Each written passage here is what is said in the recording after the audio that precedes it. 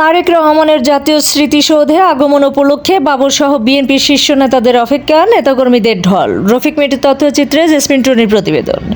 বিএনপির ভারপ্রাপ্ত চেয়ারম্যান তারেক রহমানের জাতীয় স্মৃতিসৌধে আগমন ও মহান মুক্তিযুদ্ধের শহীদদের প্রতি শ্রদ্ধা নিবেদন উপলক্ষে সেখানে অপেক্ষা করছেন বিএনপির শীর্ষ নেতারা।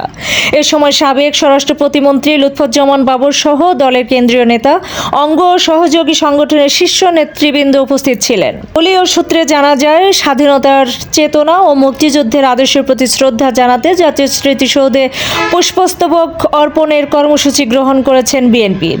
এই কর্মসূচি কেন্দ্র করে সকাল থেকে স্মৃতিসৌধ এলাকায় বিএনপির বিভিন্ন পর্যায়ে নেতাকর্মীদের উপস্থিতি লক্ষ্য করা যায়।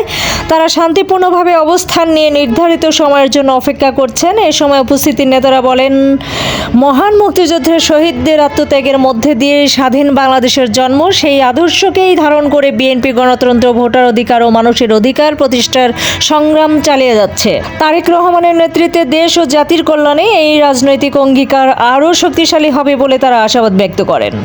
নেতারা আরও বলেন, জাতীয় স্মৃতিসৌধে শ্রদ্ধা নিবেদন শুধু আনুষ্ঠানিকতা নয়, এটি স্বাধীনতার সার্বভৌমত্ব ও গণতন্ত্র রক্ষার প্রতীক।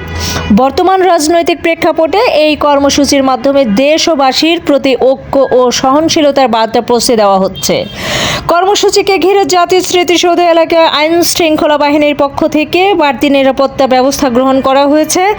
পুলিশ ও অন্যান্য নিরাপত্তা সংস্থার সদস্যরাও সার্বিক পরিস্থিতি পর্যবেক্ষণ করছেন। পুরো আয়োজন শান্তিপূর্ণভাবে সম্পন্ন করার লক্ষ্যে দলীয় নেতাকর্মীদের শৃঙ্খলা বজায় রাখার নির্দেশনা দেওয়া হয়েছে। এদিকে তারেক রহমানের আগমনকে কেন্দ্র করে বিএনপির নেতাকর্মীদের মধ্যে উৎসাহ উদ্দীপনা দেখা গেছে। অনেকেই একে দলীয় রাজনীতিতে একটি তাৎপর্যপূর্ণ মুহূর্ত হিসেবে দেখছেন।